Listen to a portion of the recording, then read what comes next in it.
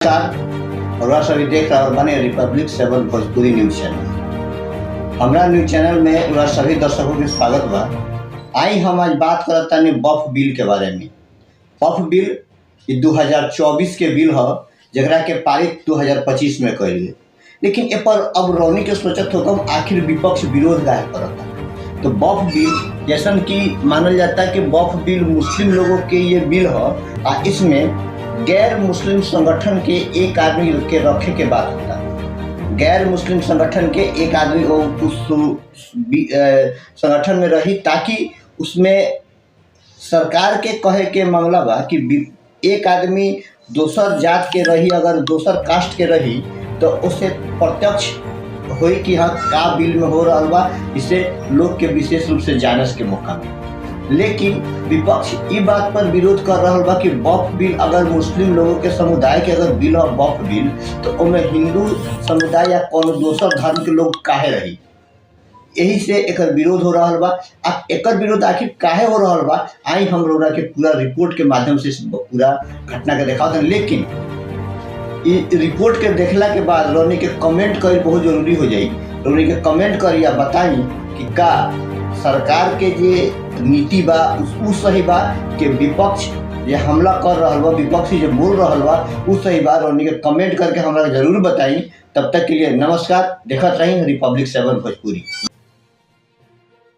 वक्फ संशोधन बिल लोकसभा के बाद अब राज्यसभा में भी पास हो गया है। इस बिल का नाम United Waqf management empowerment efficiency and development act 1995 है। नया बिल 1995 के वक्फ एक्ट को संशोधित करने के लिए लाया गया है। नए बिल के प्रावधान के मुताबिक वही व्यक्ति दान कर सकता है जिसने लगातार 5 साल तक इस्लाम का पालन किया हो और दान की जा रही संपत्ति का मालिकाना हक रखता हो। नए विधेयक में सर्वे का अधिकार वक्फ कमिश्नर की जगह कलेक्टर को दिया गया है। सरकार के कब्जे में वक्फ संपत्ति के विवाद में कलेक्टर का फैसला प्रभावी माना जाएगा। इस बिल के मुताबिक वक्फ ट्रिब्यूनल के फैसले को अंतिम नहीं माना जाएगा। विपक्ष ने इस बिल को गैर संवैधानिक बताया था। वहीं कई मुस्लिम संगठन इस नए संशोधित कानून को चुनौती देने की रणनीति बना रहे हैं। लेकिन वक्फ के पास कितनी जमीन है? सरकारी आंकड़ों के मुताबिक वक्फ के पास तकरीबन 9.4 लाख एकड़ जमीन है। अगर इसकी तुलना रक्षा मंत्रालय और रेलवे से की जाए तो वक्फ जमीन के मामले में भारत में तीसरे नंबर पर है। रक्षा मंत्रालय के पास 17.95 लाख एकड़ भूमि है, तो रेलवे के पास तकरीबन 12 लाख एकड़ जमीन है। यूपीए सरकार ने साल 2009 में वामसी पोर्टल बनाया था। ये पोर्टल वक्फ की संपत्ति के डेटाबेस के तौर पर काम कर रहा है। सरकार के मुताबिक वक्फ के पास 9.4 लाख एकड़ जमीन है। इतनी जमीन का क्षेत्रफल कुछ राज्यों और केंद्र शासित प्रदेशों से ज्यादा है। गोवा का कुल क्षेत्रफल 9.14 लाख एकड़ है। राजधानी दिल्ली का कुल रकबा 3.66 लाख एकड़ है। वहीं केंद्र शासित दादरा नगर हवेली 1.21 लाख एकड़ में है, जबकि चंडीगढ़ का रकबा तकरीबन 28,000 एकड़ है।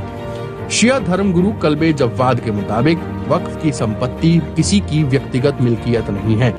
वो सवाल करते हैं कि ये बात कहीं अन्य जगह लागू क्यों नहीं होती है। वो कहते हैं कई मंदिरों में सोने के भंडार हैं। अगर ये सोना रिजर्व बैंक में चला जाए तो डॉलर की कीमत रुपए के बराबर हो जाएगी। क्या सरकार इस तरह का काम कर सकती है? आप ये जान लीजिए कि किस राज्य में कितनी वक्फ की संपत्ति है।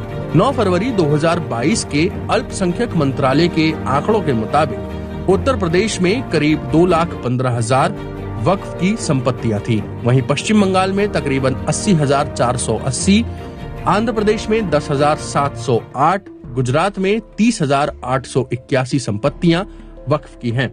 बिहार में इसकी तकरीबन 8,600 संपत्तियां हैं। हालांकि 2025 में ये आंकड़े बढ़ गए हैं। अकेले उत्तर प्रदेश में अब वक्फ की 2,32,000 संपत्तियां हैं। मौजूदा आंकड़ों के मुताबिक वक्फ की सबसे ज्यादा संपत्ति कब्रिस्तान के नाम दर्ज है, जो तकरीबन 1.5 लाख है। वहीं 1,19,000 मस्जिद के नाम है। इमामबाड़ा और आशूर खाना के नाम पर 17,000 और मदरसों के नाम पर 14,000 संपत्तियां हैं। मजार और दरगाह तकरीबन 34,000 हैं।